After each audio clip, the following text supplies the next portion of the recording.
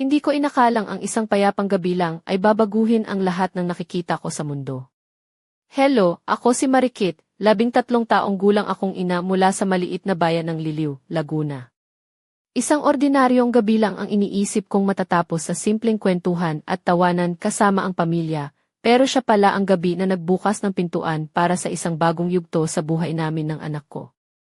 Sa bahay namin, ang hapagkainan ay puno pa rin ng mga bakas ng aming salu-salo, mga pinggan na may tigang na pagkain, mga tasa ng kape na hindi pa natatapos, at ang bahagyang amoy ng inihaw na manok at mga damo sa hangin.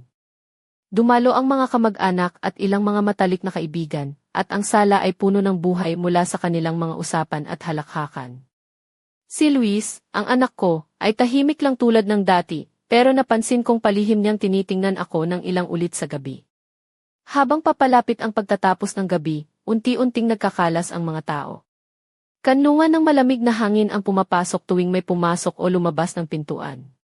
Nang huling umalis ang mga bisita, nanatili kaming mag-isa ni Luis sa loob ng tahanan. Ang katahimikan pagkatapos ng ingay ay halos nakakakilabot. Sa kusina, ang malamig na humahalimuyak mula sa refrigerator ang tanging tunog na naririnig. Lumapit si Luis sa arko sa pagitan ng sala at pasilyo, mga kamay niya ay nakalulon sa bulsa habang hindi niya ako inaalis ng tingin. Mukha kang pagod na ang bulong niya ng may init sa tinig. Napangiti ako ng bahagya, tinanggal ang isang hibla ng buhok sa mukha, subukan mong magluto para sa 10 tao, tapos pag-usapan natin. Ngunit hindi siya umiti pabalik tulad ng inaasahan ko. Dahan-dahan siyang lumapit, pinipili ang mga salita ng maingat, habang ang ilaw sa kusina ay nagpapalambot sa mga matalim na sulok ng silid. Ramdam ko ang init mula sa oven na unti-unting lumalamig, at ang mga kamay ko ay nangangatog na gustong maglinis o gumawa ng kahit ano, pero ang kanyang titig ay parang nakaakit sa akin sa isang lugar. Matagal ko nang gustong makipag-usap sa'yo, malumanay niyang sabi. Ayokong gawin ito kapag may tao sa paligid. Mabigat ang boses niya at huminto ang aking puso sa pagkabigla. Sa isipan ko, napakaraming posibleng ibig sabihin, baka may problema siya, aalis, o may nangyaring hindi ko inaasahan. Ngunit niyakap ko ang sandali, hinayaan ang kanyang mga hakbang na dahan-dahang papalapit, parang bigyan ako ng pagkakataong pigilan siya kung gusto ko. Nang siya'y tumigil sa harap ko, nakita ko ang munting kulubot sa gilid ng kanyang mga mata. Matagal na akong nag-iisip, sabi niya. Tungkol sa atin, kung gaano mo ako tinulungan sa mga taon na ito, at kung gaano kita dapat pasalamatan. Napangiti ako ng bahagya, palagi kang nagpapasalamat, Luis. Ngunit pinutol niya ako ng mahina, hindi lang basta salita, Nay. Ang nararamdaman ko ngayon ay iba. Ang init ng hangin sa pagitan namin ay parang unti-unting lumalambot habang pinagmamasdan ko ang malambing na liwanag na sumasayaw sa kanyang buhok. Hindi ko alam kung saan ito patungo, pero ramdam ko na ito ay mahalaga. Napansin ko kung gaano ka katatag ngayong gabi, Nay. Kahit na napakarami mong dinadala, palagi ka pa ring nakangiti. Napaluha ako ng bahagya. Hindi lang ito tungkol sa hapunan o sa gabi ng iyon lang, ito ay tungkol sa mga dekada ng pagmamahal, mga gabing ako ang nag-alaga sa kanya nang siya ay maisakit, mga sakripisyo na hindi ko inasahan na mapapansin niya. Hinawakan niya ang kamay ko ng dahan-dahan, matatag ngunit puno ng init. Ang kanyang mga mata ay nakatutok sa akin, hindi para humingi ng permiso, kundi para maunawaan. Sa sandaling iyon, parang naputol ang oras, at kami lang ang nandyan sa gitna ng mainit na kusina, naghati sa isang lihim na damdamin. Ang katahimikan pagkatapos ng kanyang mga salita ay parang isang paghinto bago ang bagyong darating, puno ng bigat at pag-asa. Hawak pa rin niya ang kamay ko, hindi sa paraan ng isang anak na umaasa, kundi bilang isang tao na naglalakbay kasama ang kanyang ina sa isang bagong landas. Umupo ka, sabi ko, habang hindi pa rin umuupo. Ang mga kandila ay halos natunaw na sa mga natitirang patak ng kandila sa mesa. Nilipat ko ang 2 upuan, pinakulo ang takure ng tubig para sa tsaa, at naupo kaming magkatapat. Ang mga kamay niya ay nakatiklop, ang mga hintuturo niya ay magkadikit, parang noong unang araw niya sa paaralan. Hindi ko pa alam kung anong sasabihin niya, pero handa akong makinig. Malamig ang hangin sa labas habang kami nakaupo sa kusina, ang liwanag mula sa bintana ay unti-unting naglalaho, pumapalit ang dilim sa liwanag ng hapon. Tahimik ang paligid, tanging ang tunog ng pag-igkas ng tsaa mula sa takure at ang malumanay na paghinga namin ang bumabalot sa silid. Pinisil ni Luis ang tasa ng mahigpit habang nakatingin siya sa akin na maihalong kaba at determinasyon. Matagal na akong pumupunta sa therapist na ang kanyang simula, mabigat ang bawat salita. Halos 6 na buwan na to, hindi kita sinabi dahil ayokong mag-alala ka hanggat hindi ko pa natututunan kung paano ito sasabihin ng tama. Napatingin ako sa kanya ng maihalong pagtataka at pagkabahala. Hindi ko inakala na si Luis, ang tahimik kong anak na palaging nakikipaglaban sa sarili, ay may pinagdadaanan pala na ganito kalalim. Naramdaman ko ang isang kakaibang init sa dibdib ko, hindi dahil sa takot o lungkot, kundi dahil sa pag-asa. Para bang may ilaw na sumiklab sa gitna ng madilim na kagubatan ng mga problema. Proud ako sa'yo, anak, mahina kong sagot habang pinisil ko ang kanyang kamay. Nakita ko ang sandaling iyon ang bata na minsang nagtatago sa likod ko noong unang araw niya sa paaralan at ang lalaking unti-unting lumalabas mula sa kanyang sarili.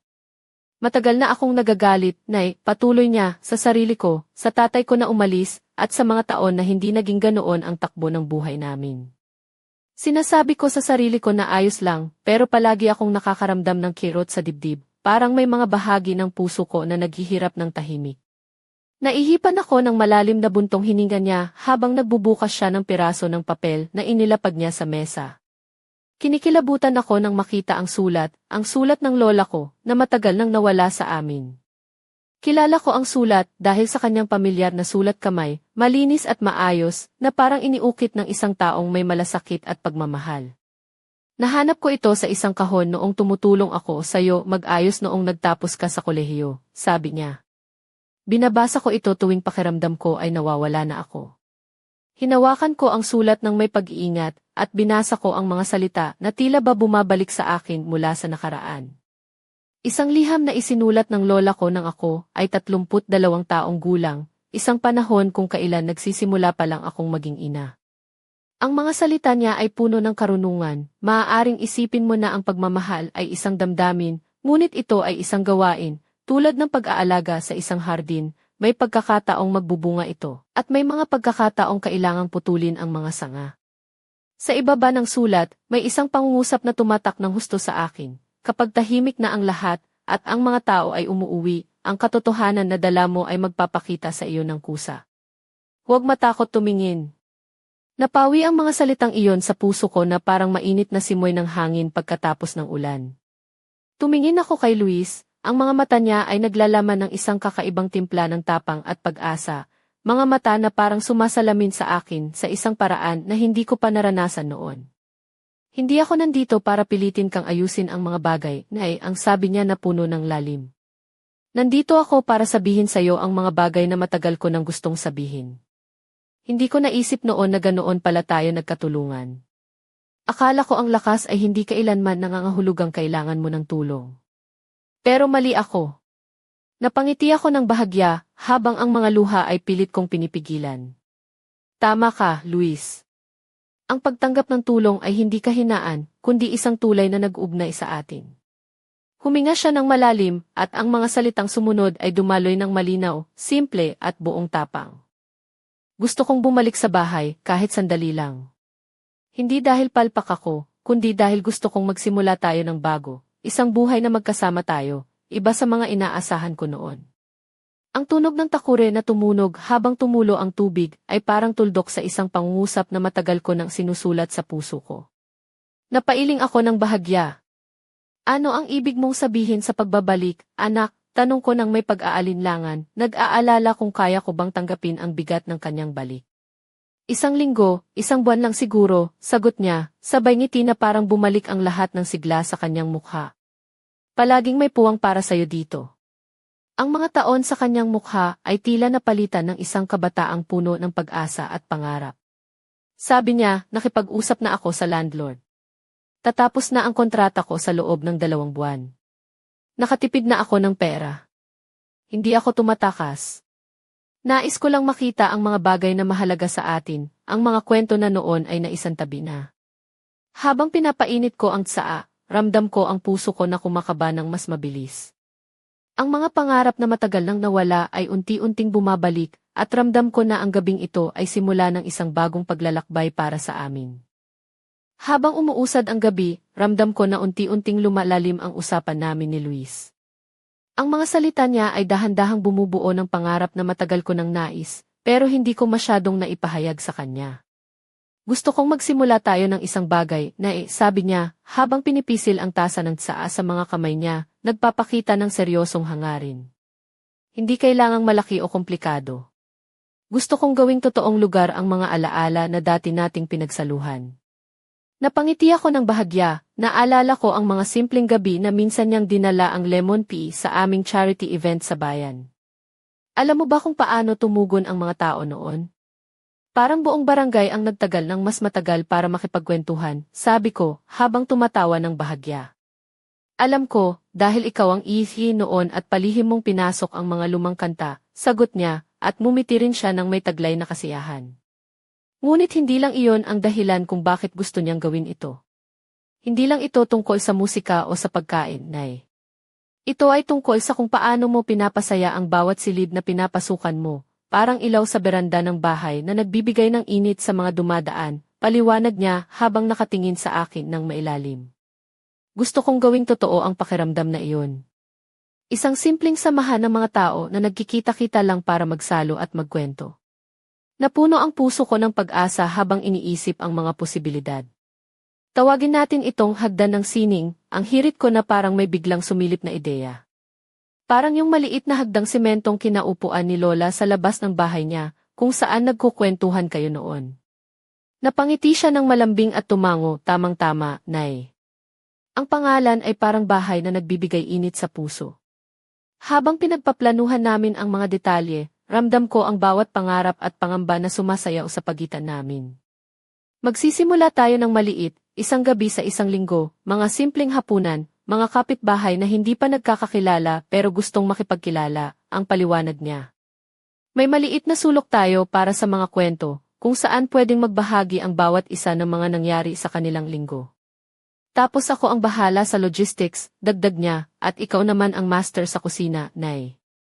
Ikaw ang bahala sa menu habang nagsasaya ang lahat. Hindi ko maiwasang mapangiti ng malawak, ang kanyang mga mata ay kumikislap sa saya at determinasyon. Gusto kong gawin itong isang bagay na magpaparamdam sa atin na buhay tayo, at hindi lang basta nagdaan lang ang panahon. Habang nag-uusap kami, parang unti-unting bumabalik ang sigla sa aming tahanan. Ang dating katahimikan na puno ng pag-aalinlangan ay napalitan ng mga ideya, pangarap at pag-asa. Alam mo, Nay, ang mga tao dito sa Liliw ay mahilig sa mga pagtitipon na may puso. Sigurado akong marami ang aabangan ito, sabi niya ng may kumpiyansa. Napangiti ako at tiningnan siya ng malapitan. Parang gusto ko nang simulan ito ngayon. Pero, Luis, alam mo ba kung gaano kahalaga ang tunay na koneksyon sa mga taong darating, tanong ko, habang pinisil ang kamay niya.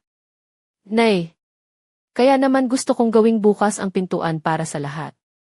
Walang pressure, walang bayad, basta sama-sama lang, sagot niya ng may kislap sa mga mata. Habang patuloy ang aming plano, napansin kong ang mga mata ni Luis ay nagpapakita ng bagong pag-asa, isang pagnanais na muling magtagpo kami bilang pamilya, hindi lang bilang ina at anak, kundi bilang mga kasama sa isang bagong simula na puno ng pangarap at pagmamahal. Sa gabing iyon, hindi lang kami nagplano ng isang simpleng pagtitipon, nagplano kami ng bagong buhay.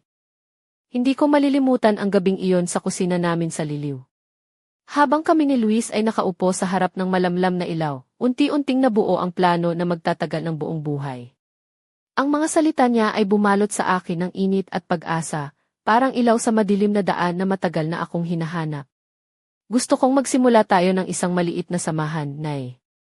Isang linggong pagtitipon sa isang maliit na lugar, kung saan ang mga kapitbahay ay pwedeng magkakilala, magbahagi ng kwento, at kumain ng magkakasama, ang sabi niya ng maisigla. Napatingin ako sa kanyang mga matang puno ng determinasyon at pangarap. Tawagin natin itong hagdan ng sining, ang suhestyon ko, habang iniisip ang mga alaala namin ni Lola sa maliit na sementadong hagdan sa labas ng bahay namin. Kung saan nag-uusap kayo at nagbabahagi ng mga kwento habang nakaupo roon. Tumango siya ng malapitan. Tama yan, Nay. Ang pangalan ay parang isang bahay, isang lugar na nagbibigay init sa puso. Habang pinagpaplanuhan namin ang mga detalye, naramdaman ko ang bawat pangarap na bumabalot sa amin.